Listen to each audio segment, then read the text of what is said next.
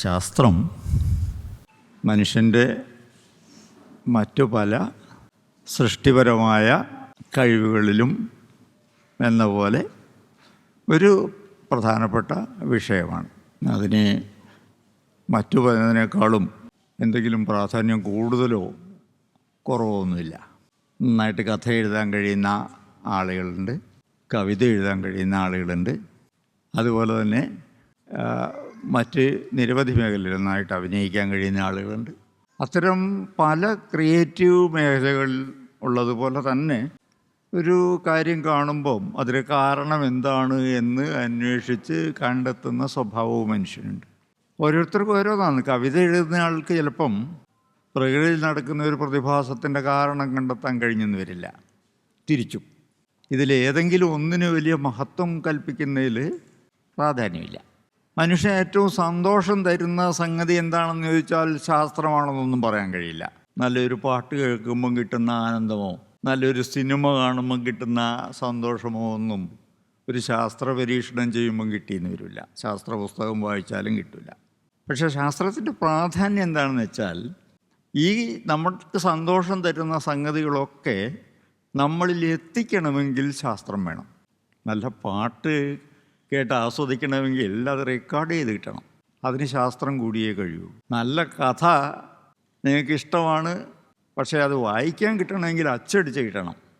കാളിദാസനൊക്കെ നല്ല കവിതകളൊക്കെ എഴുതിയിട്ടുണ്ടെങ്കിലും അന്ന് വായിച്ചവരുടെ എണ്ണം വളരെ കുറവായിരുന്നു. കാരണം കൈകൊണ്ട് എഴുതി കൊടുക്കണം മറ്റുള്ളവർക്ക് വായിക്കണമെങ്കിൽ. ഇന്ന് നമുക്ക് ചെറിയ പൈസ കൊടുത്താൽ അഭിജ്ഞാന ശാകുന്തളം വാങ്ങാൻ കിട്ടും. സിനിമ എന്ന് പറയുന്നത് ശാസ്ത്രത്തിൻ്റെ മാത്രം കണ്ടുപിടുത്തമാണ്. ശാസ്ത്രം വളർന്നിരുന്നില്ലെങ്കിൽ സിനിമ ഉണ്ടാകുമായിരുന്നില്ല. ഇങ്ങനെ നോക്കുമ്പോൾ നമുക്ക് സന്തോഷം പകരുന്ന ഒരുപാട് കാര്യങ്ങൾ നമ്മളിൽ എത്തിക്കുന്നത് ശാസ്ത്രമാണ്. എന്ന് മാത്രമല്ല, ശാസ്ത്രത്തിന് മറ്റൊരു പ്രത്യേകത കൂടിയുണ്ട്. അത് ക്യുമുലേറ്റീവാണ്. എന്ന് പറഞ്ഞാൽ ഒന്നിനു മേലെ ഒന്നായിട്ട് പടുത്തുയർത്താൻ കഴിയും. നമുക്കെല്ലാം അതിലെന്തെങ്കിലും കോൺട്രിബ്യൂട്ടൊക്കെ ചെയ്യാൻ കഴിയും ശ്രമിച്ചാൽ. ഒരു ചിത്രകാരൻ്റെ ചിത്രം ഒന്നുകൂടി നന്നാക്കി കളയാമെന്ന് വിചാരിച്ച് നമ്മൾ ബ്രഷ് എടുത്താൽ സംഭവിക്കാൻ പോകുന്നത് നിങ്ങൾക്ക് ഊഹിക്കാവുന്നതേ ഉള്ളൂ. അതുപോലെ തന്നെ കവിതയോ കഥയോ ഒന്നും നമുക്കൊന്നും ചെയ്യാൻ കഴിയില്ല. അത് വ്യക്തിയുടെയാണ്. പക്ഷെ ശാസ്ത്രം സമൂഹത്തിൻ്റെ ആയി മാറും. ഒരു വ്യക്തിയുടെ കണ്ടെത്തൽ അതിനു മേലെ വേറൊരു വ്യക്തി കോൺട്രിബ്യൂട്ട് ചെയ്തുകൊണ്ട് ഇങ്ങനെ വളർന്നു വരും. നേരത്തെ ഇവിടെ കൃഷിയെ സംബന്ധിച്ച് പറയുകയുണ്ടായി. ഒരുപക്ഷെ ആദ്യത്തെ കൃഷി കണ്ടെത്തിയത് സ്ത്രീകളാകാൻ സാധ്യതയുണ്ട്. കാരണം പുരുഷനന്ന് വേട്ടയാടി നടക്കുന്ന കാലമാണ്. സ്ത്രീകളായിരിക്കണം ഈ മഴ പെയ്യുമ്പം വിത്ത് മുളയ്ക്കുന്നതും വലുതാകുന്നതും. അങ്ങനെയാണെങ്കിൽ നമുക്ക് എന്തുകൊണ്ട് ഇത് ചെയ്തുകൂടാന്ന് ചിന്തിച്ചതുമൊക്കെ. ചരിത്രകാരന്മാർ അധികവും പറയുന്നത് സ്ത്രീകളാണ് കൃഷിരംഗത്ത് ആദ്യമായിട്ട് മുന്നിട്ടിറങ്ങിയതെന്നാണ്. ആ കൃഷി എടുത്താൽ തന്നെ നമുക്ക് കയ്യിൽ ക്യുമുലേറ്റീവായിട്ടുള്ള ഒരുപാട് ഘടകങ്ങൾ കാണാം. വെറുതെ വിത്ത് പാകി മഴയത്ത് മുളച്ചാൽ മാത്രം ചിലപ്പം കൃഷി നന്നാവില്ല. വെള്ളം വേണം ആവശ്യമുള്ളപ്പോൾ. അതിന് ചിലപ്പം കനാലുകൾ കയറി നദിയിൽ നിന്ന് എത്തിക്കേണ്ടി വരും. ചിലപ്പം തടയണകൾ കിട്ടേണ്ടി വരും. അതൊക്കെ എൻജിനീയറിങ് വർക്കായി മാറും. ഏത് കാലത്താണ് കൃഷി ഇറക്കേണ്ടത്, എപ്പോഴാണ് വളം ചെയ്യേണ്ടതെന്നൊക്കെ അറിയണമെങ്കിൽ നമുക്ക് കലണ്ടർ ഉണ്ടാകണം. കലണ്ടർ എന്ന് പറയുന്ന ആകാശത്തിൻ്റെ സംഭാവനയാണ്. അതിന് ജ്യോതിശാസ്ത്രം വേണം. അപ്പം കൃഷി മാത്രമായിട്ട് മുന്നോട്ട് പോയില്ല, ജ്യോതിശാസ്ത്രം വേണം. കൃഷിയുടെ ഉൽപ്പന്നങ്ങൾ വിൽക്കണമെങ്കിൽ അതിന് നമുക്ക് കണക്കറിയണം. ഒരു നാട്ടിൽ നിന്ന് മറ്റൊരു നാട്ടിൽ അത് കൊണ്ടുപോയി വിൽക്കുന്നത് പലപ്പോഴും അതിന് കണക്കറിയുന്ന ആളുകൾക്ക് നന്നായിട്ട് ചെയ്യാൻ കഴിയുള്ളൂ. എന്ന് മാത്രമല്ല, അങ്ങനെ ഒരു നാട്ടിൽ നിന്ന് മറ്റൊരു നാട്ടിലേക്ക് കൊണ്ടുപോയി വിറ്റ് അങ്ങനെ നമ്മുടെ സമൂഹം വികസിക്കുന്നതോടുകൂടിയാണ് പ്രാകൃത മനുഷ്യൻ്റെ തമ്മിലടിച്ചുകൊണ്ടുള്ള ജീവിതം ഉണ്ടല്ലോ. ഓരോ ഗോത്രവും വേർതിരിഞ്ഞ് തമ്മിലടിക്കുക. കാരണം നമ്മുടെ സ്ഥലത്തേക്ക് മറ്റേ ഗോത്രക്കാർ കയറിയാൽ നമുക്ക് ലഭ്യമല്ലാതാവും പ്രകൃതി വിഭവങ്ങൾ എന്നുള്ളത് കൊണ്ട് പലപ്പോഴും സമ്മതിച്ചിരുന്നില്ല. പക്ഷേ കൃഷി വികസിച്ചതോടുകൂടി അതിൻ്റെ ആവശ്യമില്ലാതായി. നമ്മൾ ഉൽപ്പാദിപ്പിക്കുന്ന സാധനം മറ്റുള്ളവർക്ക് വിൽക്കണം, അവരുടെ കയ്യിൽ നമുക്ക് വാങ്ങണം. അങ്ങനെ കച്ചവടം വികസിച്ചപ്പോഴാണ് യഥാർത്ഥത്തിൽ സംസ്കാരവും വികസിച്ചു തുടങ്ങുന്നത്. കൃഷിയാണ് എല്ലാ സംസ്കാരത്തിൻ്റെയും അടിസ്ഥാനം. അതുകൊണ്ടാണ് നമ്മൾ കാർഷിക സംസ്കാരം എന്ന് തന്നെ ആദ്യം മുതലേ പറഞ്ഞു വരുന്നത്. അപ്പം അങ്ങനെ ശാസ്ത്രം വളർത്തിയെടുത്ത ഇത് മനുഷ്യ സമൂഹം ആകെ വളർത്തിയെടുത്തതാണ്. പക്ഷെ എന്തുകൊണ്ടോ ഒരു കാലഘട്ടം കഴിഞ്ഞപ്പം സ്ത്രീകൾ അതിൽ നിന്ന് പിന്തള്ളപ്പെട്ടു. കാര്യമായ എന്തെങ്കിലും ഗവേഷണം നടത്തുകയോ പുതുതായി എന്തെങ്കിലും കണ്ടെത്തുകയോ ചെയ്യുന്ന പണി പുരുഷൻ്റേത് മാത്രമായി തീർന്നു എന്നുള്ളതാണ് ചരിത്രത്തിൽ നമ്മൾ കാണുന്ന അവസ്ഥ. സ്ത്രീ അടുക്കളയിൽ മാത്രം ഒഴിയുക, കുഞ്ഞുങ്ങളെ വളർത്തുന്നതിൽ മാത്രം ശ്രദ്ധിക്കുക, അത്യാവശ്യം കൃഷിപ്പണികളൊക്കെ ചെയ്യുക എന്നുള്ളതിനപ്പുറം പുതുതായി എന്തെങ്കിലും കണ്ടെത്തുന്ന പണി സ്ത്രീയുടേതല്ലാതായി മാറി. ഇത് നമ്മുടെ ഇന്ത്യയിൽ മാത്രം നടന്ന സംഭവമൊന്നുമല്ല, ലോകത്തെല്ലായിടത്തും തന്നെ ഇത് നടന്നിട്ടുണ്ട്. പുരുഷ മേധാവിത്വം എന്ന് പറയുന്നത് ഒരു പ്രദേശത്തിൻ്റെ മാത്രമല്ല, ലോകത്ത് എമ്പാടുമുണ്ട്. പക്ഷേ ഇന്ത്യയിൽ അത് വളരെ കൂടുതലാണ് നമുക്ക് കാണാൻ കഴിയും. സ്ത്രീ തുല്യത അംഗീകരിക്കാൻ ഇന്ത്യൻ സമൂഹം തയ്യാറല്ല. ഇന്ത്യൻ സമൂഹം എന്ന് പറഞ്ഞാൽ പ്രത്യേകിച്ചും ആര്യ വർഗത്തിൽ നിന്ന് വികസിച്ചു വന്ന സമൂഹം. സിന്ധുനദിയുടെ സംസ്കാരത്തിൽ നിന്ന് വന്ന വിഭാഗങ്ങൾക്ക് സ്ത്രീ പുരുഷ തുല്യത ഏറെക്കുറെ ഉണ്ട്, പൂർണ്ണമായിട്ടില്ലെങ്കിലും. അത് പതുക്കെ പിന്നീട് നഷ്ടപ്പെട്ടു പോയതാണ്. ആദ്യകാലത്ത് ഉണ്ടായിരുന്നു കാണാം. പക്ഷേ ആര്യ സമൂഹത്തിൽ അത് നമ്മൾ കാണുന്നില്ല. അതിൻ്റെ ചരിത്രം യഥാർത്ഥത്തിൽ നമ്മളെല്ലാം അന്വേഷിക്കേണ്ടതാണ്. എന്തുകൊണ്ടാണ് അങ്ങനെ സംഭവിച്ചത്? ഋഗ്വേദം വായിച്ചിട്ടുള്ളവർക്കറിയാം, ഋഗ്വേദത്തിൽ ഒരൊറ്റ സ്ത്രീ ദൈവവും കാണില്ല, ഒക്കെ പുരുഷ ദൈവങ്ങളാണ്. ദൈവങ്ങളിൽ തന്നെ ഏറ്റവും പ്രധാനപ്പെട്ട ദൈവം എന്ന് പറയുന്നത് ഋഗ്വേദത്തിൽ നമ്മുടെ ദേവേന്ദ്രനാണ്. ദേവേന്ദ്രൻ ആരായിരുന്നു എന്ന് പരിശോധിച്ചാൽ നമുക്ക് കാണാൻ കഴിയും, ആര്യവംശത്തിൽപ്പെട്ട ആളുകളെ ഇന്ത്യയിലേക്ക് ആനയിച്ച പടനായകനായിരുന്നു. മധ്യേഷ്യയിൽ നിന്ന് കുടിയേറി പാർത്തവരാണ് എന്ന് നമുക്കറിയാം. ഏതാണ്ട് ഒരു 3000 വർഷം മുമ്പ് ആരംഭിച്ച ആ കുടിയേറ്റത്തെക്കുറിച്ച് നമുക്ക് മനസ്സിലാക്കാൻ ഋഗ്വേദം തന്നെ പഠിച്ചാൽ മതി. അവർ കടന്നു വന്ന വഴി മുഴുവനയിലുണ്ട്. ഏതൊക്കെ നഗരങ്ങൾ കടന്നു വന്നു, ആദിവാസികൾ താമസിച്ചിരുന്ന അല്ലെങ്കിൽ ജനവാസം ഉണ്ടായിരുന്ന പ്രദേശങ്ങൾ ഏതൊക്കെയാണ് കടന്നു വന്നത്. ഇന്നത്തെ കാബൂൾ, അത് കുബ എന്ന പേരിൽ അറിയപ്പെട്ടത് ഋഗ്വേദത്തിൽ പറയുന്നുണ്ട്. അതുപോലെ സ്വാത്ത് എന്ന ഇപ്പോഴത്തെ പാകിസ്ഥാനിലെ സ്ഥലം സുവാസ്തു എന്ന പേരിലാണ് ഋഗ്വേദത്തിൽ കാണുക. സുവാസ്തു എന്ന് പറഞ്ഞാൽ നല്ല വാസസ്ഥലം എന്നാണ് അർത്ഥം. ആരാണ് ആ പേര് കൊടുത്തതെന്ന് വ്യക്തമാണ്. കുടിയേറി വന്നിരുന്ന ഇടയവർഗത്തിൽപ്പെട്ട ആളുകൾ. നിങ്ങൾക്കറിയാം, ആര്യന്മാർ ഇടയവർഗത്തിൽപ്പെട്ടവരാണ്. അവർക്ക് ഏറ്റവും നല്ല പുല്ലും വെള്ളവും ഒക്കെ കിട്ടുന്ന സിന്ധു നദി ഹിമാലയത്തിൽ നിന്ന് താഴോട്ട് ഇറങ്ങി എത്തുന്ന സ്ഥലമാണ് സുവാസ്തു. അങ്ങനെ ഓരോ പ്രദേശത്തെയും ഓരോ നദികളെയും, സിന്ധു നദി അതേ പേരിലാണ് ഇന്നും അറിയപ്പെടുന്നത്, മറ്റു നദികൾക്കൊക്കെ പേര് വ്യത്യാസമുണ്ട്. അപ്പം ഇങ്ങനെ അവർ വന്ന വഴി മുഴുവൻ നമുക്കതിൽ നിന്ന് വായിച്ചെടുക്കാൻ കഴിയും.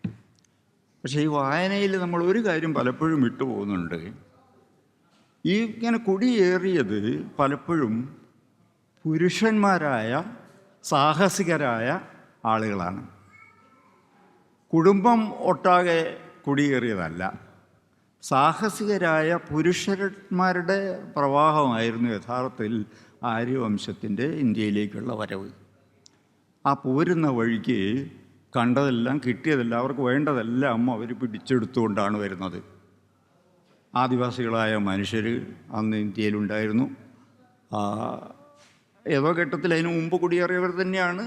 നമുക്കറിയാം, ആഫ്രിക്കയിൽ നിന്നാണ് മനുഷ്യ വംശം എല്ലാ ഭാഗത്തേക്കും കുടിയേറുന്നത്.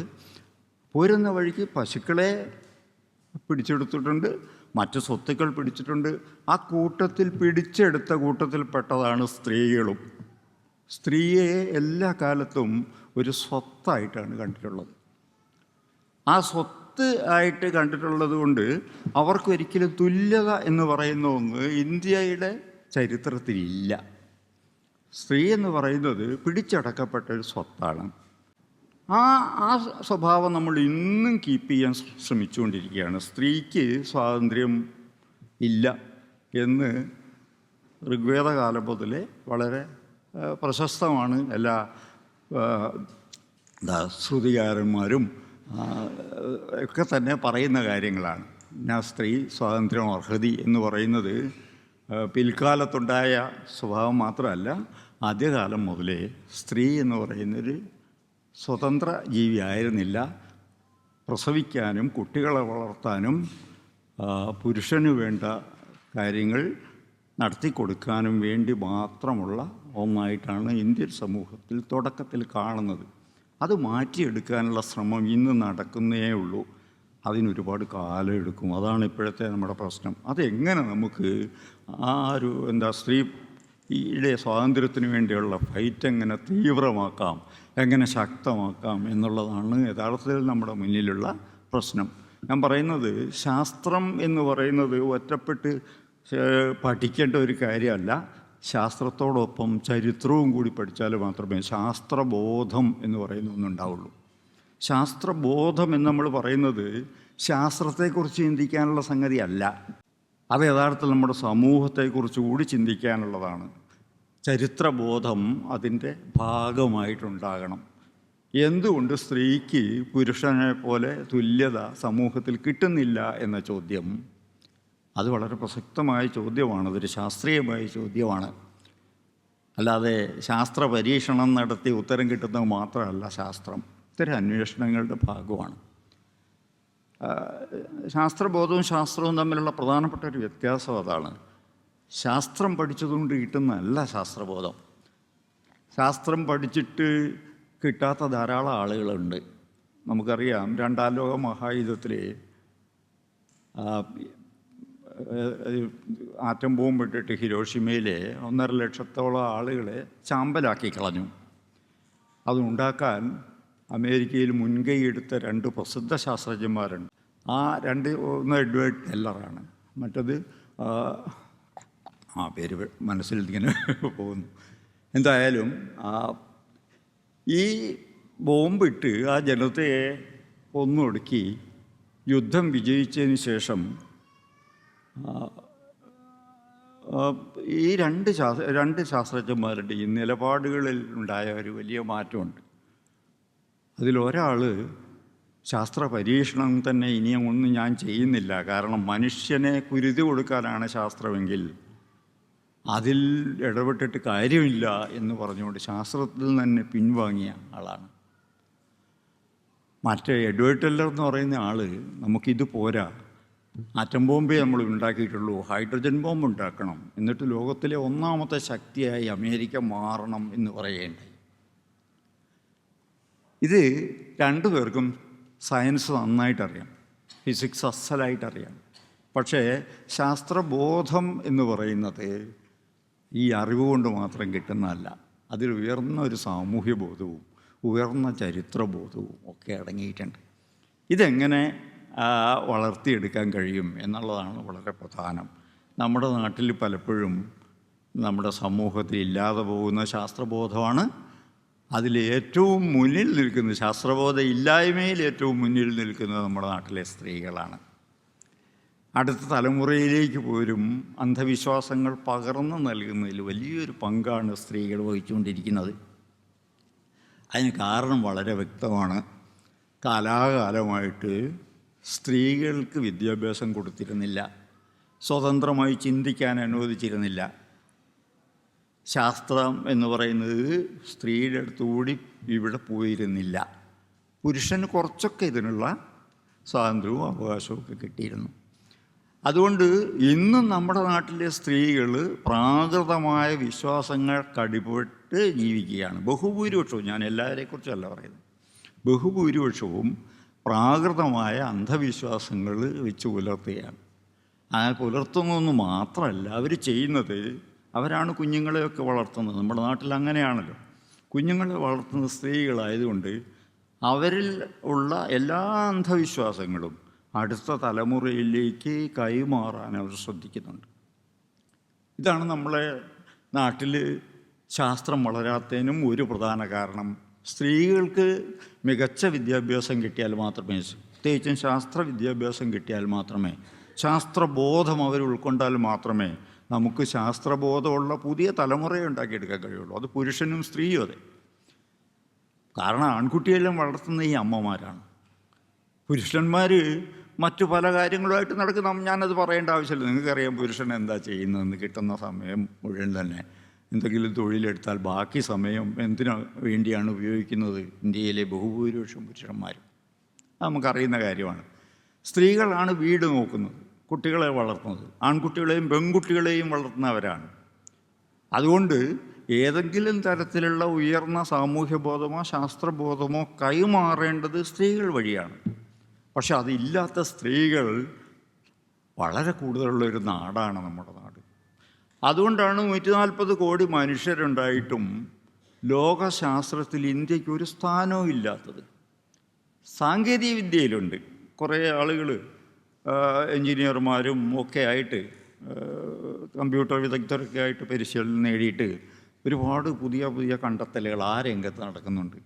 പക്ഷേ ശാസ്ത്രം എന്ന് പറയുന്നത് ഈ സാങ്കേതിക വിദ്യ മാത്രമല്ല, പ്രകൃതി എങ്ങനെ പ്രവർത്തിക്കുന്നു എന്നറിയലാണ്. കാര്യങ്ങളുടെ കാരണം തേടലാണ്. കാര്യങ്ങളുടെ കാരണം തേടി അടിസ്ഥാന ശാസ്ത്രത്തിൽ അറിവുണ്ടായാൽ മാത്രമേ അടുത്ത ഘട്ടത്തിൽ അത് സാങ്കേതിക വിദ്യയായിട്ട് വളരുള്ളൂ. സാങ്കേതിക വിദ്യയുടെ വളർച്ചയ്ക്ക് അടിസ്ഥാന ശാസ്ത്രങ്ങളാണ് അത്യാവശ്യമായിട്ടുള്ളത്. നമ്മുടെ ഇന്ത്യയിൽ അടിസ്ഥാന ശാസ്ത്രം വളരുന്നില്ല. നമ്മൾ ചൈനയെ മറികടക്കും അടുത്ത് തന്നെ എന്നൊക്കെ നമ്മുടെ പ്രധാനമന്ത്രിയൊക്കെ വളരെ ഒച്ചത്തിൽ പ്രഖ്യാപിക്കാറുണ്ട്. പക്ഷേ ചൈനയെ മറികടക്കുക എന്ന് പറയുന്നത് സാധ്യമല്ല എന്ന് നമുക്ക് ഉറപ്പിച്ച് പറയാൻ കഴിയും. കാരണം അവിടെ അടിസ്ഥാന ശാസ്ത്രത്തിൽ വമ്പിച്ച വികാസമാണ്. അവിടുത്തെ യൂണിവേഴ്സിറ്റികളിലൊക്കെ തന്നെ അടിസ്ഥാന ശാസ്ത്രത്തിൽ വലിയ ഗവേഷണം നടക്കുന്നുണ്ട്, സാങ്കേതിക വിദ്യയിൽ മാത്രമല്ല. നമ്മുടെ ഇന്ത്യയിൽ അടിസ്ഥാന ശാസ്ത്രത്തിന് യാതൊരു വളർച്ചയില്ലാത്ത അവസ്ഥയാണ് എന്നുള്ളത് നിങ്ങൾക്കൊക്കെ അറിയാം. നമ്മുടെ ഇവിടെ നടക്കുന്ന ഗവേഷണങ്ങൾ എന്തൊക്കെയാണ്? നമ്മുടെ ഇവിടെ നടക്കുന്ന ഗവേഷണങ്ങൾ പശുവിൻ്റെ പാലിൽ സ്വർണമുണ്ട്, അത് എത്രയുണ്ട് എന്ന് കണക്കാക്കലാണ്. അതിന് തിയറിയൊക്കെ ഉണ്ട്. എന്താണ്? പശുവിൻ്റെ മുതുകത്തെ നാഡിയിൽ സൂര്യപ്രകാശം ഏറ്റാൽ ഉണ്ടാകുന്ന ഒരു സാധനമായി സ്വർണം. പശുവിൻ്റെ മുതുകത്തൊരു നാഡി ഉണ്ടെന്നും അതിൽ സൂര്യപ്രകാശം ഏറ്റാൽ സ്വർണം ഉൽപ്പാദിപ്പിക്കപ്പെടും എന്നും പറഞ്ഞത് BJP-കാരനായ ഒരു MP ആണ്. നമ്മുടെ മന്ത്രിമാരും അതുപോലത്തെ നല്ല മണ്ടത്തരങ്ങൾ ധാരാളമായിട്ട് പറയാറുണ്ട്. ഗുജറാത്തിലെ അഗ്രികൾച്ചറൽ യൂണിവേഴ്സിറ്റിയുടെ വൈസ് ചാൻസലറാണ് ഈ ഇന്ത്യൻ പശുക്കളുടെ മൂത്രത്തിൽ സ്വർണ്ണമുണ്ടെന്ന് കണ്ടെത്തിയത്. അതിൻ്റെ ഗ്രാമടക്കം കൃത്യമായിട്ട് അദ്ദേഹം അളക്കുകയുണ്ടായി. ഈ ഗവേഷണമൊക്കെ പോകുന്നത് ഈ രീതിയിലാണ്. നമ്മുടെ പ്രകൃതിയെ മനസ്സിലാക്കാനും അതിനെ പ്രയോജനപ്പെടുത്തിക്കൊണ്ട് സാങ്കേതിക വിദ്യ വികസിപ്പിക്കാനും ഒന്നും നമ്മൾ തയ്യാറല്ല. ഇന്ത്യൻ ശാസ്ത്രമാണ് മഹത്തായ ശാസ്ത്രം. ഭാരതീയ ശാസ്ത്രത്തെ അവഗണിച്ചതാണ് വളർച്ചയ്ക്ക് വിഘാതമായി പോയത് എന്ന് നമ്മുടെ ഭരണകക്ഷി എപ്പോഴും പറയാറുണ്ട്.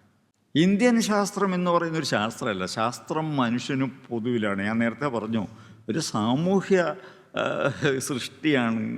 ഒരു ആളോ രണ്ടാളോ അല്ല, ഒന്നിനു മേലെ ഒന്നായിട്ട് പടുത്തുയർത്തുന്ന വലിയ ഒന്നാണ് ശാസ്ത്രം എന്ന് പറയുന്നത്. അത് മറ്റേത് പലതിനേക്കാളും മഹത്തായതാണെന്നും പറയില്ലെങ്കിലും അത് ക്യുമുലേറ്റീവാണ്. അത് വളർത്തിയെടുത്താൽ മാത്രമേ നമുക്ക് മുന്നോട്ട് പോകാൻ കഴിയുള്ളൂ. ശാസ്ത്രം നമ്മുടെ സമൂഹത്തെ മുന്നോട്ട് നയിക്കുന്ന ശാസ്ത്രമാണെന്നുള്ള കാര്യത്തിൽ ആർക്കും തർക്കം ഉണ്ടാകാൻ സാധ്യതയില്ല. കാരണം ഒരു ശാസ്ത്രരംഗത്ത് ഒരു മുന്നേറ്റം ഉണ്ടായാൽ സമൂഹം ആകെ മാറുകയാണ്. അവിടെ സാഹിത്യവും മാറും, കലകളും മാറും, എല്ലാം മാറും. ഇന്ന് നമുക്ക് ഒരിക്കലും തന്നെ കുതിരപ്പുറത്ത് വരുന്ന ഒരു പടയാളിയെ ഒരു നോവലിൽ ചിത്രീകരിക്കാൻ കഴിയില്ല. കാരണം ഇന്ന് ഒരു പടയാളിയും കുതിരപ്പുറത്തല്ല വരിക. ശരി, അതേ സമയത്ത് ഒരു 2 നൂറ്റാണ്ട് മുമ്പുള്ള ഒരു നോവലെടുത്ത് വായിച്ചാൽ കുതിരപ്പുറത്ത് വരുന്ന പടയാളിയാണ് നമ്മൾ കാണുക. അതിനു മുമ്പേക്ക് പോയാൽ അമ്പും വില്ലുമാണ് കാണുക. ഒരു ശാസ്ത്രത്തിലുണ്ടാകുന്ന മാറ്റങ്ങൾ സമൂഹത്തെ ആകെ മാറ്റിമറിക്കുകയാണ്. അവിടെ പിന്നെ നോവലെഴുത്തുകാരനും മാറാതെ പറ്റില്ല, ചിത്രകാരനും മാറാതെ പറ്റില്ല. നമ്മുടെ എല്ലാ സൃഷ്ടികളിലും ആ മാറ്റം വരും. അത് ആണ് ശാസ്ത്രത്തിൻ്റെ ഏറ്റവും പ്രധാനപ്പെട്ട ഒരു നേട്ടം. ശാസ്ത്രരംഗത്തുണ്ടാകുന്ന മാറ്റങ്ങൾ സമൂഹത്തെ ആകെ മാറ്റിമറിക്കുകയാണ്. അതിനെ തള്ളിക്കളഞ്ഞുകൊണ്ട് നമുക്ക് പ്രാചീനമായ വിശ്വാസങ്ങൾ മതി, പണ്ടുള്ളവർക്കെല്ലാം അറിയാമായിരുന്നു എന്ന് പറയുന്നത് ആണ് വളരെ വലിയ ഒരു അബദ്ധമാണ്. അതാണ് നമ്മുടെ നാട്ടിൽ സംഭവിച്ചുകൊണ്ടിരിക്കുന്നത്. അതുകൊണ്ട് നമുക്ക് ചെയ്യാനുള്ളത് നമ്മുടെ സ്ത്രീകൾക്ക് മികച്ച വിദ്യാഭ്യാസം കൊടുക്കാനുള്ള ശ്രമമാണ് വേണ്ടത്. അതിന് പറ്റിയ സാഹചര്യം ഉണ്ടാക്കുക എന്നുള്ള പണി കൂടി നമ്മൾ ചെയ്യണം. ഇപ്പം പണ്ടത്തെ പോലെ ഇപ്പം പുരുഷനെ നന്നാക്കിയിട്ട് നമ്മുടെ വീടുകൾ നന്നാക്കാമെന്ന് വിചാരിച്ചാൽ നടക്കില്ല. നന്നാകുന്ന ലക്ഷണമൊന്നും കാണുന്നില്ല. നിങ്ങൾക്കറിയാമല്ലോ, വീട്ടിൽ അടുക്കളയിൽ ഒരു ചായ ഉണ്ടാക്കാൻ പോലും പുരുഷന്മാർ ബഹുഭൂരിപക്ഷം തയ്യാറല്ല. കുഞ്ഞിനെ നോക്കാൻ പുരുഷൻ തയ്യാറല്ല. ഇതൊക്കെ അവരെ കൊണ്ട് ചെയ്യിച്ചുകൊണ്ട് നമുക്ക് നാളത്തെ സമൂഹത്തെ മാറ്റിയെടുത്ത് കളയാം എന്ന് വിചാരിക്കാൻ പറ്റാത്തൊരവസ്ഥയുണ്ട്. നമ്മൾ അതിനുവേണ്ടി ഫൈറ്റ് ചെയ്യണം തീർച്ചയായിട്ടും. പക്ഷേ അത് നടക്കുമെന്നുള്ള ആത്മവിശ്വാസമൊന്നും എനിക്കില്ല. പക്ഷേ അത് നടക്കാൻ പറ്റുന്ന ഒരു കാലത്തേക്കാണ് നമ്മൾ മുന്നേറുന്നത്. ഞാൻ പറയുന്നത്, നമ്മൾ ഏറ്റവും ഭയത്തോടെ ഇപ്പം പത്രങ്ങളിലും മാധ്യമങ്ങളിലൊക്കെ വരുന്ന AI എന്ന് പറയുന്ന സാധനമുണ്ടല്ലോ, ആർട്ടിഫിഷ്യൽ ഇൻ്റലിജൻസ്. ആ ആർട്ടിഫിഷ്യൽ ഇൻ്റലിജൻസ് ഏറ്റവും കൂടുതൽ നന്നായി പ്രവർത്തിക്കാൻ കഴിയുന്നൊരു മേഖലയാണിത്. അടുക്കളയിൽ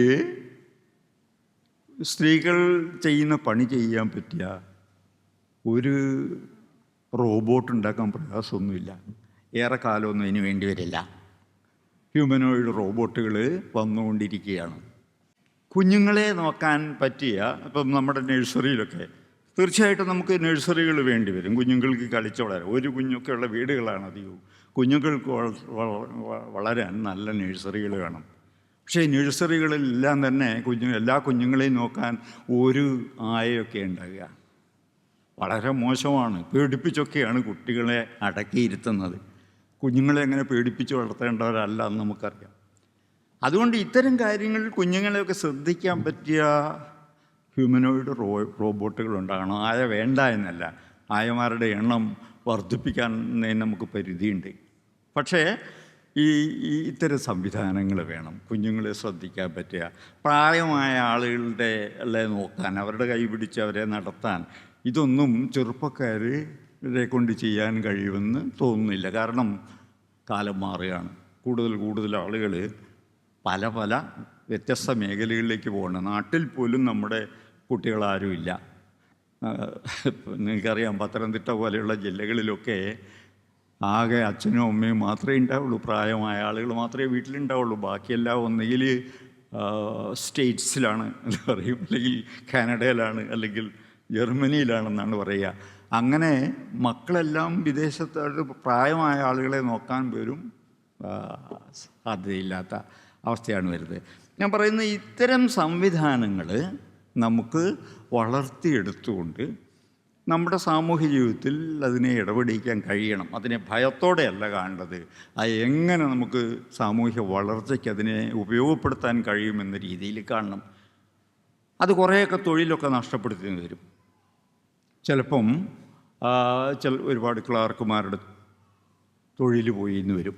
പക്ഷേ ആ പോകുന്ന സ്ഥാനത്ത് ചിലപ്പം നമുക്ക് ഇത്തരം പ്രവർത്തനങ്ങളിൽ, അല്ലെങ്കിൽ ഇത്തരം റോബോട്ടുകളെ ഉണ്ടാക്കാൻ, അതിനെ നന്നാക്കാൻ ഒക്കെയുള്ള ഒരുപാട് ആളുകൾ, വിദഗ്ധരെ നമുക്ക് ആവശ്യമായി വരും.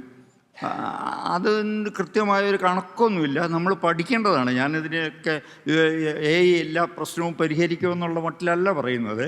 പക്ഷേ നമ്മൾ ഇതിനെയൊക്കെ ഭയത്തോടെ കാണുന്നതിന് പകരം എങ്ങനെ സ്ത്രീ പുരുഷ സമത്വം സൃഷ്ടിച്ചെടുക്കാൻ ഇതിനെ പ്രയോജനപ്പെടുത്താൻ കഴിയും, എങ്ങനെ ഈ അന്ധവിശ്വാസങ്ങൾ കുത്തിച്ചെലുത്തുന്ന അമ്മമാരിൽ നിന്ന് കുഞ്ഞുങ്ങളെ രക്ഷിക്കാൻ കഴിയുമെന്നുള്ളതും വളരെ പ്രധാനമാണ്.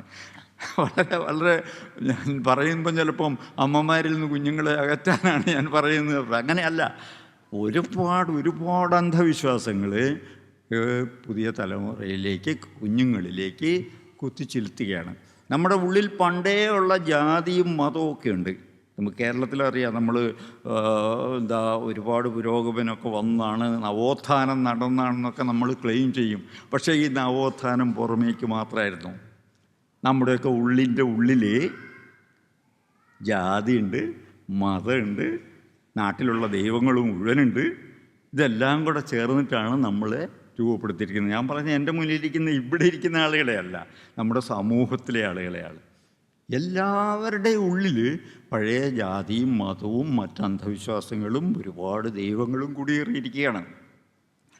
അതെങ്ങനെ നമ്മുടെ അടുത്ത തലമുറയിലേക്ക് കൊടുക്കാതെ മാറ്റിയെടുക്കാൻ കഴിയും എന്നുള്ള ചിന്ത നമുക്കുണ്ടാകണം. എന്നാൽ മാത്രമേ നമുക്ക് പുതിയൊരു സമൂഹത്തെ, നല്ല സമൂഹത്തെ സൃഷ്ടിച്ചെടുക്കാൻ കഴിയുള്ളൂ. ശാസ്ത്രത്തിൽ വളരെ പ്രധാനപ്പെട്ട ഒരു സംഗതിയാണത്. ശാസ്ത്രബോധം എന്ന് പറയുന്നത് പുതിയ തലമുറയിലേക്ക് കൈമാറുക അല്ലെങ്കിൽ നൽകുക എന്നുള്ളത്, സൃഷ്ടിച്ചെടുക്കുക എന്നുള്ളത് വളരെ വലിയൊരു പണിയാണ്. നമ്മളെല്ലാം ചെയ്യേണ്ട ഒരു വലിയ പണിയാണ്. അടിസ്ഥാനപരമായിട്ടത് ചോദ്യങ്ങൾ ചോദിക്കുക എന്നുള്ളതാണ്. ഏത് കാര്യത്തിലും ചോദ്യങ്ങൾ ചോദിക്കാൻ ഭയപ്പെടാതിരിക്കുക എന്നുള്ളത് ശാസ്ത്രബോധത്തിൽ വളരെ പ്രധാനമാണ്. ആ ചോദ്യം ശാസ്ത്രകാര്യങ്ങളിൽ മാത്രമായിരിക്കണമെന്നില്ല. ഉദാഹരണത്തിന്, ഇന്ത്യയിൽ നമുക്കെല്ലാം ഭക്ഷണം ഉണ്ടാക്കി തരുന്നത് കർഷകരാണ്. പക്ഷേ നമ്മുടെ ഓഫീസുകളിൽ പണിയെടുക്കുന്ന ഒരു ക്ലർക്കിന് ഒരു വർഷം കിട്ടുന്ന വരുമാനം പോലും ഒരു ഇടത്തരം കർഷകന് കിട്ടുന്നില്ല എന്നുള്ളതാണ് ഇന്ത്യയിലെ അവസ്ഥ. ഒരു ഓഫീസിൽ ജോലി ചെയ്യുന്ന ഒരു ക്ലർക്കിന് ഒരു വർഷം എത്ര രൂപ കിട്ടുന്നുണ്ട്, എത്ര ലക്ഷം രൂപ കിട്ടുന്നുണ്ട് എന്ന് കണക്കാക്കി നോക്കുക. അത്രയും രൂപ ഒരു കർഷകന് കിട്ടണമെങ്കിൽ എത്ര ഭൂമിയിൽ കൃഷി ചെയ്യണം എന്നും കൂടി ആലോചിച്ച് നോക്കുക. എന്തുകൊണ്ടാണിത്? എന്തുകൊണ്ടൊരു കർഷകൻ പട്ടിണി കിടക്കുകയും ഒരു കർഷകൻ്റെ ഉൽപ്പന്നങ്ങൾ വിറ്റ് ജീവിക്കുന്ന ഒരു വ്യാപാരി പണം ഉണ്ടാക്കുകയും വലിയ ധനികനായി മാറുകയും ചെയ്യുന്നു എന്ന ചോദ്യം അത് ശാസ്ത്രീയമായൊരു ചോദ്യമാണ്. മുംബൈയിൽ മുമ്പ് ജലക്ഷാമത്തെക്കുറിച്ച് പഠനം നടത്താൻ വേണ്ടി ഒരു കമ്മിറ്റിയെ നിയമിച്ചിരുന്നു. ആ കമ്മിറ്റി ഉന്നയിച്ചൊരു ചോദ്യമുണ്ട്, ശാസ്ത്രീയമായൊരു ചോദ്യം.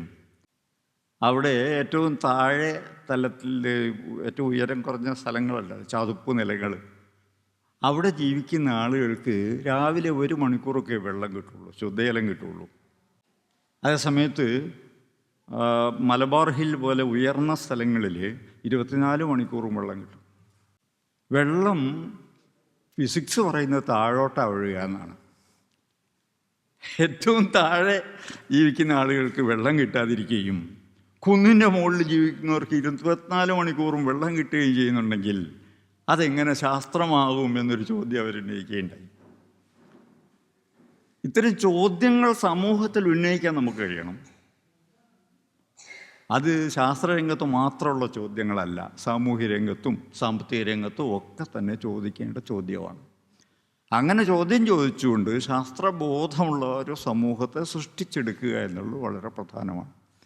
അത് നമുക്ക് നമ്മുടെ ചുറ്റുമുള്ള മുഴുവൻ ആളുകളിലേക്കും പകർന്നു നൽകാൻ കഴിയണം. നമ്മുടെ അമ്മമാരൊക്കെ കടുത്ത അന്ധവിശ്വാസികളായിട്ട് ജീവിക്കുകയാണ്. ജ്യോതിഷത്തിലുള്ള വിശ്വാസം ഞാൻ ഒരുപാട് പറഞ്ഞിട്ടുള്ളതാണ്, നിങ്ങളിൽ പലരും കേട്ടിട്ടുള്ളതാണ്. ഇനിയും ജ്യോതിഷം പറയുന്നത് ശരിയല്ല എന്ന് എനിക്കറിയാം, പക്ഷെ എന്നാലും പറഞ്ഞു പോവുകയാണ്.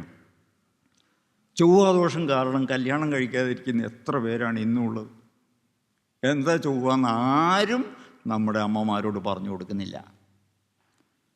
എന്താണ് ചൊവ്വാദോഷം എന്നുള്ളത് പറഞ്ഞു കൊടുത്താൽ അവർക്ക് തന്നെ കുറച്ചൊക്കെ ബോധ്യമാവും. വളരെ ലളിതമായൊരു സംഗതിയാണ്. ഒരു കുഞ്ഞ് ജനിക്കുമ്പം ചൊവ്വ നിൽക്കുന്ന രാശി, ആകാശത്ത് 12 രാശിയാണല്ലോ ഭൂമിക്ക് ചുറ്റുമുള്ളത്. ചൊവ്വ നിൽക്കുന്ന രാശി പടിഞ്ഞാറ് അസ്തമിച്ചുകൊണ്ടിരിക്കുന്നതാണ് 7-ൽ ചൊവ്വ എന്ന് പറയുന്ന ദോഷം. 7-ാം ഭാവത്തിൽ ഉദിക്കുന്ന രാശിയിൽ നിന്ന് 7-ാം ഭാവം. അതാണ് അസ്തമിക്കുന്ന ചൊവ്വ മനുഷ്യനെ, ജനിക്കുന്ന കുഞ്ഞിനെ എന്താ ചെയ്യുക?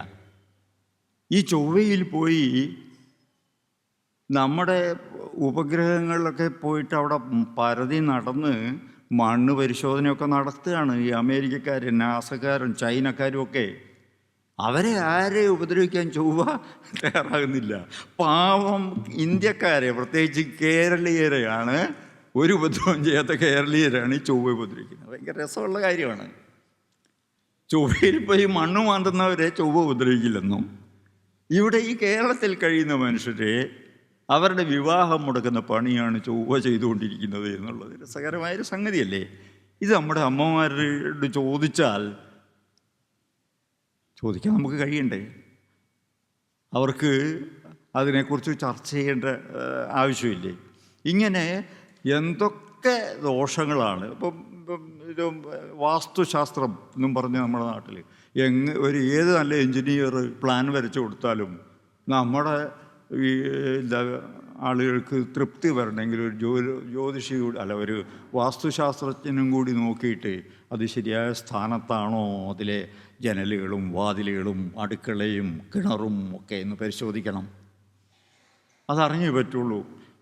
അതില്ലെങ്കിൽ ആകെ ദോഷമാവും എന്നാണ്. ഏത് കാലത്താണ് ഇതൊക്കെ ഉണ്ടായി വന്നതെന്നുള്ളതിൻ്റെ ഒരു അറിവ് നമുക്കുണ്ടാകണം. ഈ വാസ്തുശാസ്ത്രം ഉണ്ടായി വന്ന കാലത്ത് പ്രധാനപ്പെട്ട ചില കാര്യങ്ങൾ അതിലുണ്ട്. എന്തുകൊണ്ടാണ് അടുക്കള കിഴക്കായിരിക്കണം തെക്ക് കിഴക്കായിരിക്കണം എന്ന് ജ്യോതിഷ ഗ്രന്ഥങ്ങളിൽ പലതിലും എഴുതി വച്ചിരിക്കുന്നതെന്നറിയോ? പണ്ട് രാവിലെ അടുക്കളയിൽ പണി കഴിയണമെങ്കിൽ എന്തെങ്കിലും പാചകം നടത്തണമെങ്കിൽ വിളക്ക് കത്തിച്ച് വെക്കണം. എണ്ണ വിളക്കാണ്, ചിലവേറിയ സംഗതിയാണ്. അതുകൊണ്ട് ആദ്യം അത് കെടുത്തണമെങ്കിൽ സൂര്യപ്രകാശം ആദ്യം അടുക്കളയിൽ കിട്ടണം. അതുകൊണ്ടാണ് അടുക്കള നമ്മൾ കിഴക്ക് വശത്ത് വേണമെന്ന് പറയുന്നത്. പ്രത്യേകിച്ചും കേരളത്തിലൊക്കെ ആണെങ്കിൽ തെക്ക് കിഴക്ക്, അവിടെ നിന്നാണ് ഏറ്റവും കൂടുതൽ കാലം സൂര്യപ്രകാശം വരിക, തെക്ക് കിഴക്ക് നിന്നാണ്. കിണർ എവിടെയായിരിക്കണം? വാസ്തുശാസ്ത്രപ്രകാരം കിഴക്കോ വടക്ക് കിഴക്കോ ആയിരിക്കണം. ലേശം എന്താ കാര്യം? അടുക്കളയിൽ വെള്ളം കോരിയെടുക്കണം. വെള്ളം കോരിയെടുക്കുന്ന കാലത്തിൻ്റെ സൃഷ്ടിയാണത്. ഇന്നിതിനെന്തെങ്കിലും പ്രാധാന്യമുണ്ടോ? അടുക്കളയിൽ സ്വിച്ചിട്ട കത്തുന്ന വിളക്കല്ലേ ഇന്നുള്ളത്? ആരെങ്കിലും സൂര്യപ്രകാശത്തെ കാത്തിരിക്കാറുണ്ട്? അടുക്കളയിലേക്കുള്ള വെള്ളം ആരെങ്കിലും കോരിയെടുക്കുകയാണോ ചെയ്യുന്നതെന്ന്? പലപ്പോഴും നമ്മുടെ മുനിസിപ്പാലിറ്റിയോ കോർപ്പറേഷനോ തരും. അവരെവിടെയാണ് ഈ കിണർ കുടിക്കുന്നത് അല്ലെങ്കിൽ വെള്ളം കെട്ടി നിർത്തിയിരിക്കുക നമുക്കറിയില്ല. അത് വടക്കോ തെക്കോ പടിഞ്ഞാറോ എവിടെയെങ്കിലും ആകാം. ഇന്ന് മാത്രമല്ല, നമ്മുടെ പറമ്പിൽ തന്നെ കിണറുണ്ടെങ്കിലും ആ കിണർ ഏറ്റവും ചിലവ് കുറഞ്ഞ വിധത്തിൽ ഏറ്റവും ആഴം കുറഞ്ഞ് എവിടെ കുഴിക്കാമോ അവിടെ കുഴിക്കുക, എന്നിട്ട് പമ്പ് ചെയ്ത് മുകളിൽ ടാങ്കിലെത്തിക്കുക. ടാങ്കിലെ വെള്ളമല്ലേ നമ്മൾ ഉപയോഗിക്കുന്നത്. അപ്പം പണ്ടൊരു കാലത്ത് സാങ്കേതികവിദ്യ വികസിക്കാതിരുന്ന കാലത്ത് നമ്മൾ ചെയ്ത കാര്യങ്ങൾ തന്നെ ഇനിയും നമ്മൾ ചെയ്യണമെന്നൊരു വാസ്തുശാസ്ത്രജ്ഞൻ പറഞ്ഞാൽ പോയി പണി നോക്കുമെന്ന് പറയാനുള്ള അവകാശം നമുക്കുണ്ട്. പക്ഷെ അത് പറയാനുള്ള ധൈര്യം വേണം. കക്കൂസ് എവിടെ ഉണ്ടാക്കണം വീട്ടിനുള്ളിൽ എന്നുള്ളത് ഒരു ജ്യോതിഷ ഗ്രന്ഥത്തിലും കാണില്ല, ഒരു ജ്യോതിഷ ഗ്രന്ഥത്തിലും ഇല്ല. കാരണം വീട്ടിനുള്ളിൽ കക്കൂസ് പണിയുന്ന പരിപാടി പണ്ടില്ല. ഇപ്പം നമുക്ക് വീട്ടിൻ്റെ ഉള്ളിൽ കക്കൂസ് വേണം. അപ്പോൾ അതിന് പുതിയ ശ്ലോകമൊക്കെ ഉണ്ടാക്കിക്കൊണ്ടിരിക്കുക പലരും. സംസ്കൃതത്തിൽ പുതിയ ശ്ലോകമൊക്കെ വരണം. ഒന്നുമില്ല. അപ്പം ഇങ്ങനെ ഓരോ കാലഘട്ടത്തിനനുസരിച്ച് മുന്നേറാതെ പഴയ വിശ്വാസങ്ങളിൽ കെട്ടിപ്പിണഞ്ഞ് കിടക്കുകയാണ് നമ്മുടെ സമൂഹം. ജ്യോതിഷം അങ്ങനെ തന്നെയാണ് കേട്ടോ. അന്ധവിശ്വാസമായിട്ടല്ല തുടങ്ങിയത്. ഒരു കപടശാസ്ത്രവും അന്ധവിശ്വാസമായിട്ടല്ല തുടങ്ങിയത്, ശാസ്ത്രമായിട്ടാണ് തുടങ്ങുന്നത്. എന്താണ് നമ്മൾ കാണുന്നത്? ആകാശത്ത് സൂര്യൻ കിഴക്കുദിക്കുന്നു, പടിഞ്ഞാറേക്ക് പോകുന്നു, അസ്തമിക്കുന്നു. സൂര്യൻ ഭൂമിയെ ചുറ്റുന്നു. എന്തായാലും തെറ്റ് പറയാൻ പറ്റുക? അന്നത്തെ ശാസ്ത്രമാണത്. എന്താണോ നിരീക്ഷിച്ച് കിട്ടുന്നതാണ് ശാസ്ത്രം. നിരീക്ഷണത്തിന് ഒരുപാട് പരിമിതികൾ ഓരോ കാലഘട്ടത്തും ഉണ്ടാവും. ആ പരിമിതികൾക്കുള്ളിൽ നിന്നുകൊണ്ടേ ശാസ്ത്രം പറയാൻ പറ്റുള്ളൂ. സൂര്യൻ ഉദിക്കുന്നു, അസ്തമിക്കുന്നു, എല്ലാ നക്ഷത്രങ്ങളും ഉദിക്കുന്നു, അസ്തമിക്കുന്നു, ചന്ദ്രനും എല്ലാം അങ്ങനെ, ഗ്രഹങ്ങളും ഒക്കെ. അപ്പം ഭൂമി സെൻ്ററായിട്ടുള്ള ഒരു പ്രപഞ്ച ചിത്രമാണ് പണ്ടത്തെ ചിത്രം. അതിനെ അശാസ്ത്രീയമൊന്നോ അന്ധവിശ്വാസമൊന്നോ വിളിക്കാൻ പറ്റില്ല. അത് വെച്ചുകൊണ്ടാണ് പഴയ ജ്യോതിഷം. ആ ജ്യോതിഷം അന്ധവിശ്വാസമായിട്ടല്ല തുടങ്ങുന്നത്. എന്തിനു വേണ്ടിയാണ് തുടങ്ങുന്നത്? കാലം ഗണിക്കാൻ വേണ്ടിയാണ്, കാലാവസ്ഥ മുൻകൂട്ടി അറിയാനാണ്. ഒരു കുഞ്ഞ് ജനിച്ചിട്ട് എത്ര ദിവസമായി എന്നറിയണമെങ്കിൽ കുഞ്ഞിൻ്റെ ജന്മനക്ഷത്രം അറിയണം. എന്താ ജന്മനക്ഷത്രം? അതിൻ്റെ ശാസ്ത്രം എന്താണെന്ന് നിങ്ങൾക്ക് അറിയായിരിക്കും. അതിൻ്റെ ശാസ്ത്രം ചന്ദ്രൻ ഭൂമിയെ 27 ദിവസവും 8 മണിക്കൂർ കൊണ്ട് ചുറ്റുന്നു എന്നുള്ളതാണ്. ചന്ദ്രൻ ഭൂമിയെ 27 ദിവസവും 8 മണിക്കൂർ കൊണ്ട് ചുറ്റുന്നു. 8 മണിക്കൂർ മറ്റു പലതായിട്ട് കുറേശ്ശെ ചേർത്തിട്ട് 27 നക്ഷത്രങ്ങൾ ആകാശത്ത് ഭൂമിക്ക് ചുറ്റും. ഓരോ നക്ഷത്രത്തിലേടും ചന്ദ്രൻ കടന്നു പോകുന്നതാണ് ഓരോ നാൾ. നക്ഷത്രങ്ങൾക്ക് പേര്, നക്ഷത്രം പറഞ്ഞാൽ ഒറ്റ നക്ഷത്രമല്ല, നക്ഷത്രക്കൂട്ടങ്ങളാണ്. അശ്വതി, അശ്വമുഖം പോലെ, കുതിരത്തല പോലെ 3 നക്ഷത്രം, 2 അടുത്ത് 1 അകലേക്ക് മാറി. ആ കുതിരത്തല പോലെയുള്ള നക്ഷത്രത്തിനടുത്ത് ചന്ദ്രൻ നിൽക്കുന്നത് അശ്വതി നാളാണ്. അന്ന് ജനിക്കുന്ന കുട്ടിയുടെ ജന്മനക്ഷത്രമാണ് അശ്വതി. അടുത്ത നക്ഷത്രം ഭരണിയാണ്, അതും 3 നക്ഷത്രമാണ്. അതുപോലെ തന്നെ രോഹിണി, ഇംഗ്ലീഷിൽ വി എഴുതിയ പോലെ കാർത്തിക 7 നക്ഷത്രങ്ങൾ ചേർന്ന ഒരു കൂട്ടമാണ്. 7 സഹോദരിമാരായിട്ടാണ് പറയുന്നത്. മകീരി എന്ന് പറയുന്ന മൃഗശിരസ്സാണ്, മാനിൻ്റെ തല പോലെ. ഇങ്ങനെ ആകാശത്തെ നക്ഷത്രങ്ങളെ കൊണ്ട് വരയ്ക്കാൻ കഴിയുന്ന ചിത്രങ്ങൾ സങ്കല്പിച്ചിരിക്കുകയാണ്. അതിലൂടെയാണ് ചന്ദ്രൻ പോകുന്നത്. അങ്ങനെയാണ് ഈ നാള്, കുഞ്ഞിൻ്റെ ജന്മനക്ഷത്രവും നാളും ഒക്കെ വരുന്നത്. അങ്ങനെയാണ്. എന്തിനാ ഇത്? കുട്ടിയുടെ പ്രായം ഗണിക്കണമെങ്കിൽ അത് വേണം. എണ്ണിയാൽ കുറേ ദിവസം കഴിയുമ്പോൾ എണ്ണം തെറ്റും. ഇന്നലെ ഞാൻ 4-ാം നാളെന്നൊക്കെ പറഞ്ഞാൽ പിന്നെ അങ്ങ് തെറ്റിപ്പോവും. അതിന് പകരം ഏത് നക്ഷത്രത്തിലാണ് ജനിച്ചത്? കാർത്തികയിലാണ് ജനിച്ചത്. ഇന്ന് ഏതാ നാള്? മകമാണ്. എത്ര ദിവസമായി എണ്ണുക? കാർത്തിക കഴിഞ്ഞ രോഹിണി, മകീരം, തിരുവാതിര, പുണർദം, പൂയം, ആയില്യം, മകം. 7 ദിവസമായി. വേഗം കഴിയും. ഇതാണ് കാലം ഗണിക്കുക എന്ന് പറയുന്ന ഏർപ്പാടാണിത്. അതിനുവേണ്ടി ഉണ്ടാക്കിയൊരു ശാസ്ത്രമാണ് ജ്യോതിഷം. കൃത്യമായിട്ട് 27 ദിവസം വരെ എണ്ണാൻ പറ്റും. 27 കഴിഞ്ഞാലോ? അതിനാണ് നമ്മൾ കുട്ടിയുടെ അരയിൽ 28 കിട്ടുന്നത്. 27 ദിവസം തീർന്നാൽ കുട്ടിയുടെ അരയിൽ ഒരു ചരട് കിട്ടും. ആ ചരടിൻ്റെ ഒരറ്റം നീട്ടിയിട്ടേക്കും. ആ നീട്ടിയിട്ട ചരടിൽ ഇനി അങ്ങോട്ട് ഓരോ 27 കഴിയുമ്പോഴും ഓരോ മുത്ത് കോർത്തിടും, അല്ലെങ്കിൽ ഓരോ കെട്ടിടും. ഒരു 10 കെട്ട് വേണാൽ അല്ലെങ്കിൽ 10 മുത്ത് കോർത്താൽ 10 × 27 270 ദിവസം കഴിഞ്ഞു കുട്ടി ജനിച്ചിട്ടെന്നാണ് അതിൻ്റെ അർത്ഥം. കാലം ഗണിക്കാൻ, പ്രായം ഗണിക്കാനുള്ളൊരു ഏർപ്പാടായിരുന്നത്. ഇത് ഏത് സംഭവത്തിനും പറ്റും, കുട്ടിയുടെ ജനനത്തിന് മാത്രമല്ല. ഏത് സംഭവവും നടന്ന ആ നാളറിയാമെങ്കിൽ പിന്നെ അങ്ങോട്ട് എപ്പോൾ വേണമെങ്കിലും നമുക്ക് ഗണിച്ചെടുക്കാൻ പറ്റും. എന്നാൽ നിങ്ങളുടെ നാട്ടിലെ ഉത്സവം, നിങ്ങളുടെ ആ നാളെ ഏത് നാളിലാണ് എന്നാണ് പറയുക, പണ്ടത്തെ രീതി അനുസരിച്ച്. ഇതൊക്കെ ഞാറ്റുവേല എന്ന് പറയുന്നത്. സൂര്യൻ ഇതേ വഴിക്ക് പോകുന്നുണ്ട് ആകാശത്തിലൂടെ. പോകുമ്പോൾ നമുക്ക് തോന്നുന്നതാണ് ഭൂമി സൂര്യനെ ചുറ്റുന്നുണ്ട്. അപ്പോൾ അശ്വതിയിൽ സൂര്യനും ഉണ്ടാവും 2 ആഴ്ചക്കാലം. ചന്ദ്രൻ ഒരു ദിവസമേ ഉണ്ടാവുള്ളൂ, സൂര്യൻ 2 ആഴ്ചക്കാലം ഉണ്ടാവും. അപ്പോൾ ഓരോ നാളിലും സൂര്യൻ 2 ആഴ്ച ഉണ്ടെങ്കിൽ നമുക്ക് സൂര്യനുള്ള ആ കാലത്തെ ഞാറ്റുവേല, ഞായറുള്ള വേള എന്ന് വിളിക്കാം. സൂര്യനുള്ള കാലം എന്നർത്ഥം. നക്ഷത്രങ്ങളിലൂടെ സൂര്യൻ ഇങ്ങനെ പതുക്കെ പോകുമ്പം കാലാവസ്ഥ അതിനനുസരിച്ച് മാറും. അശ്വതി സൂര്യനുള്ളപ്പം നല്ല കടുത്ത വേനലായിരിക്കും. പക്ഷെ നമുക്കറിയാം 1.5 മാസം ഇനി മഴയ്ക്കുള്ളൂ. അതതിൻ്റെ കണക്ക്. കാരണം രോഹിണിയിൽ സൂര്യനെത്തിയാൽ മഴ പെയ്യും. രോഹിണി ഞാറ്റുവേലയ്ക്ക് മഴ പെയ്യും. അപ്പോൾ അശ്വതിയിൽ നമ്മൾ നിലവുഴണം, വിത്തുണക്കണം. ഭരണി നാളിൽ ഞാറ്റുവേലയിൽ നമ്മൾ വിത്ത് പാകണം. കാർത്തികയും കഴിഞ്ഞ് രോഹിണിക്ക് ഞാറ് റെഡിയായിട്ടുണ്ടാവും, ഞാറ് നടണം, മഴ തുടങ്ങിയിട്ടുണ്ടാവും. മകീരത്തിൽ മഴ, തിരുവാതിരയ്ക്ക് മഴയോട് മഴ. ഇങ്ങനെ കാലത്തിൻ്റെ ഒരു ചക്രമാണത്. കാലത്തിൻ്റെ താളം ശരിക്കും നമ്മുടെ ഞാറ്റുവേല കണക്കിലുണ്ട്. അതിലെവിടെ അന്ധവിശ്വാസമുള്ളത്? നാളെന്ന് പറയുന്ന സങ്കല്പത്തിലും ഞാറ്റുവേല കണക്കിലൊന്നും അന്ധവിശ്വാസമില്ല. മനുഷ്യൻ്റെ ആവശ്യങ്ങൾക്ക് വേണ്ടി പഴയ മനുഷ്യരുണ്ടാക്കിയെടുത്ത, നല്ല നിരീക്ഷകരുണ്ടാക്കിയെടുത്ത ശാസ്ത്രമാണത്. പക്ഷെ എന്ത് സംഭവിച്ചു എന്ന് വെച്ചാൽ ഇത് ഇന്നത്തേക്കായിട്ടുള്ള ശാസ്ത്രമായിട്ട് എടുത്തു കളഞ്ഞു. കുറേ കാലം കഴിയുമ്പോൾ നമ്മുടെ ശാസ്ത്രമൊക്കെ മാറും. കാരണം ഇതിലൊക്കെ തെറ്റുണ്ട്. ഭൂമി അല്ല കേന്ദ്രം, സൂര്യൻ ഭൂമി അല്ല ചുറ്റുന്നത്. അപ്പോൾ അതിന് കറക്ഷൻ വേണ്ടി വരും. ഈ കറക്ഷൻ നടത്താൻ തയ്യാറായില്ല. പഴയ വിശ്വാസത്തിൽ ഇങ്ങനെ പിടിച്ചു മുറുകി നിന്നു. അതങ്ങനെ അതിനെ നിർത്താൻ നമ്മുടെ പുരോഹിത വർഗം എല്ലാ കളിയും കളിച്ചു. പുരോഹിതരാണ് ഇതിനെ ഈ അന്ധവിശ്വാസമാക്കി മാറ്റുന്നത്. ശാസ്ത്രീയമായിട്ട് മനുഷ്യ നിരീക്ഷണത്തിലൂടെ കണ്ടെത്തിയ കാര്യങ്ങളെ അന്ധവിശ്വാസമാക്കി മാറ്റുന്നതിൽ വലിയ പങ്ക് വഹിച്ചിട്ടുള്ള പുരോഹിത വർഗമാണ്. കാരണം അവരുടെ ലാഭമാണതിൽ. അവർക്ക് അതിലൊക്കെ പല വിധത്തിലുള്ള വരുമാനങ്ങളുണ്ട്. പല ദൈവങ്ങളെ സൃഷ്ടിച്ച അങ്ങനെയാണ്. സൂര്യഭഗവാനെ ആരാ സൃഷ്ടിച്ച്? വാനനിരീക്ഷകരായ മനുഷ്യരാണ്. ഒരു സംശയവും വേണ്ട, പുരോഹിതരല്ല. കാരണം സൂര്യനെ കണ്ടാൽ നമുക്ക് ഭയങ്കരമായ ഭക്തി തോന്നും. ഇത്തിരി പോകുന്നൊരു സാധനം ആകാശത്ത് നിന്നുകൊണ്ട് ഈ വലിയൊരു ഭൂമിയെ മുഴുവൻ ചുട്ടുപഴുപ്പിക്കുകയാണ്. എങ്ങനെ ഇതിന് കഴിയും? ഒരു തീക്കും കഴിയില്ല. അപ്പം ഇതൊരു ദൈവമാണ്. സൂര്യൻ ഒരു ഭഗവാനാണ്. ഇന്ത്യയിൽ മാത്രമാണോ? അല്ല. ഈജിപ്തിൽ റാ എന്ന പേരിൽ അറിയപ്പെട്ടിരുന്നത് സൂര്യഭഗവാനാണ്. ശമഷ് എന്ന പേരിൽ ബാബിലോണിൽ അറിയപ്പെട്ട സൂര്യഭഗവാനാണ്. അപ്പോളോ എന്ന പേരിൽ ഗ്രീസിൽ അറിയപ്പെട്ട സൂര്യഭഗവാനാണ്. അങ്ങനെ സൂര്യഭഗവാൻ ലോകത്തിലെ പല രാജ്യങ്ങളിലും ഉണ്ടായിരുന്നു.